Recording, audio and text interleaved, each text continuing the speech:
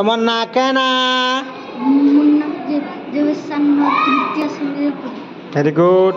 आज पढ़वा सप्ताह 6 पाठ 31 पुअर बाहाघर पढ़ एटा। बाघ मामू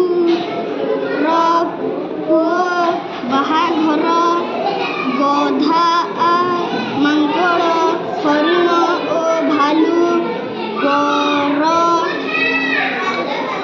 साथी रे गले हरिण शंख बजाउथुला सभे भोजी खाई घर को फेरिले।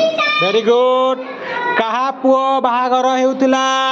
बाघ मामू पुओ। Very good.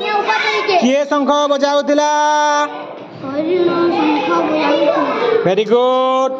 तुमको बाहाघर भोजी रे कौन सब खाइबा को भल लागे? भात डाली तरकारी खीरी मांस। सब ताली मार पिले टिके।